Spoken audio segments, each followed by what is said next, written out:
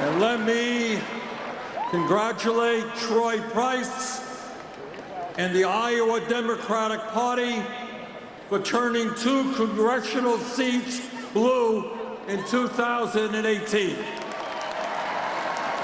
That is no small feat. The Iowa Democratic Party is on the move, and I look forward to working with you to make sure that in this vitally important battleground state, we take back Iowa in the general election and defeat Trump and defeat him badly. And I will do everything possible to make that happen.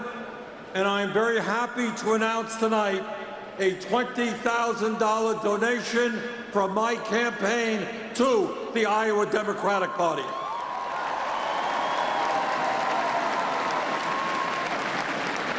Tonight, all of us, no matter what candidate we are supporting, are in agreement that we must defeat the most dangerous president in the history of our country. A man who is a pathological liar, a man who is running the most corrupt administration in the history of our country, a man who does not understand the rule of law or our Constitution, and a man who will soon be impeached.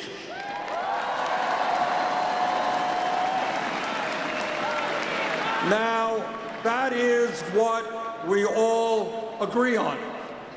But as friends, and we are friends, let us acknowledge that we have some disagreements. At the end of the day, the Democratic parties of Iowa, of Vermont, and of every state in the country have got to make a fundamental decision.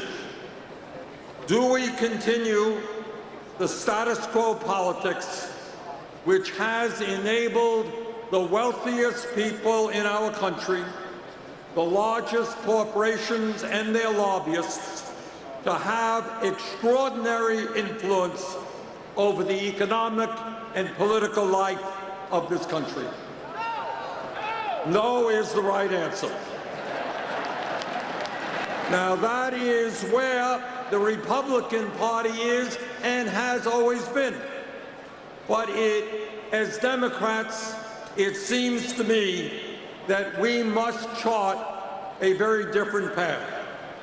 At a time of massive income and wealth inequality, the Democratic Party must become the party of the working class of this country, not of super PACs, not of corporate interests, not of their lobbyists. And in that regard, I am very proud to tell you that our campaign has received more campaign contributions from more people than any candidate in the history of presidential politics up until this point in a campaign. And I want to take this opportunity to thank the teachers, the waiters, the waitresses, the low-paid Walmart employees and Amazon workers and other members of the working class who have supported our campaign so strongly.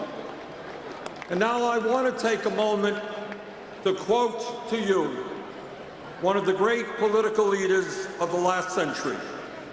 In 1936, in a famous campaign speech, Franklin Delano Roosevelt said the following as he reflected on his first term in office, and I quote, "We had to struggle with the old enemies of peace, business and financial monopoly, speculation, reckless banking, class antagonism, sectionalism, war, profiteering. They had begun to consider the government of the United States as a mere appendage to their own affairs. We know now that government by organized money is just as dangerous as government by organized mob. Never before in all our history have these forces been so united against one candidate as they stand today. They are unanimous in their hate for me, and I welcome their hatred, end quote.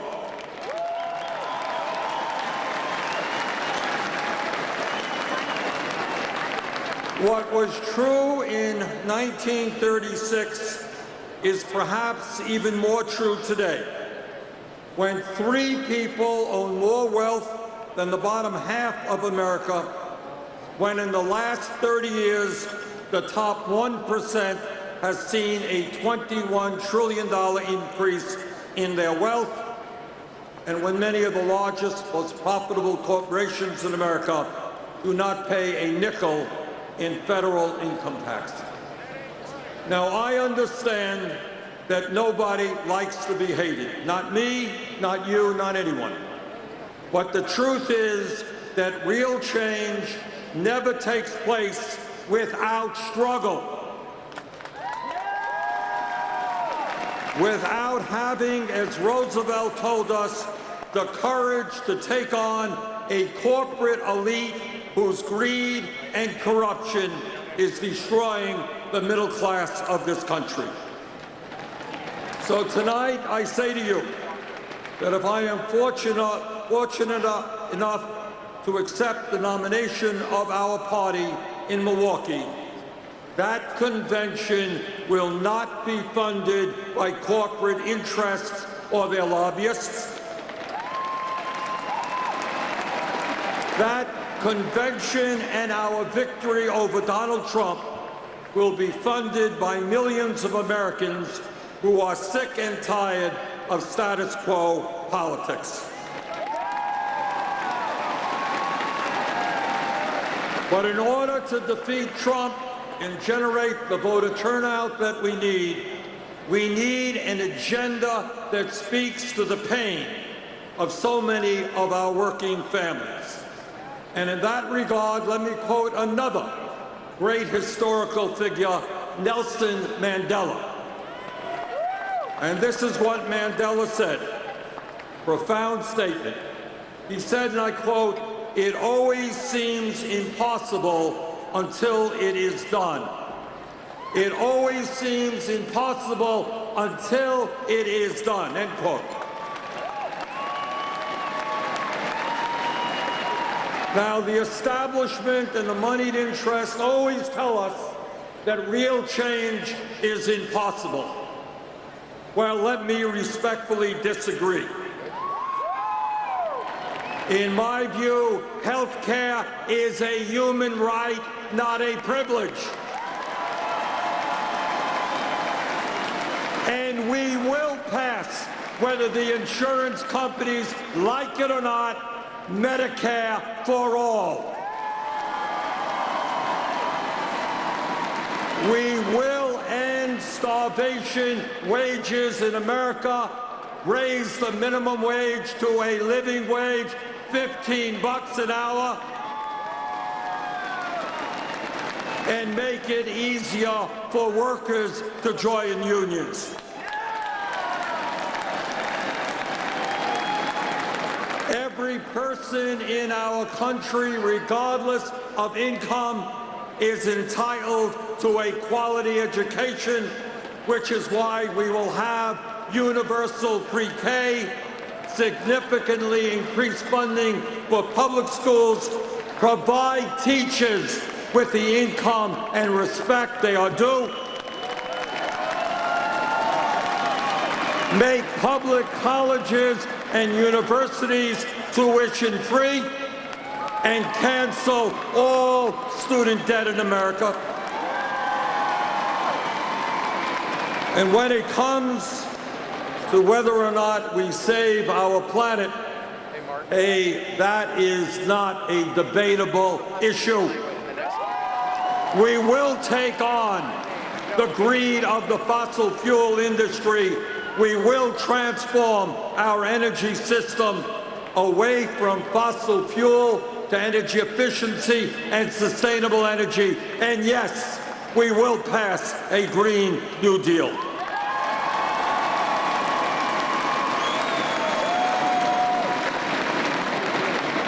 Together, we will reform a broken and racist criminal justice system.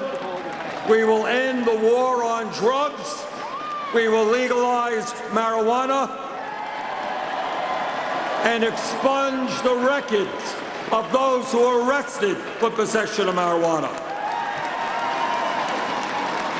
Together, we will end a broken immigration system, move to comprehensive immigration reform, and a path toward citizenship for the 11 million undocumented. Together, we will codify Roe versus Wade into law and make certain that it is the women of this country who have the right to control their own bodies, not politicians.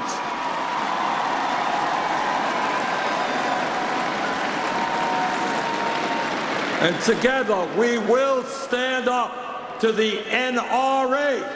We will not be intimidated by the NRA. And I want to thank my good friend Beto O'Rourke for helping to lead the effort to end the horrific level of gun violence we see in this country. Brothers and sisters, good policy is good politics. Now is the time to stand with the working families of our country and end the outrageous level of greed and corruption we see from the corporate elite. Now is the time to create a political movement and a government that works for all of us, not just super PACs and the 1%. Thank you all very much.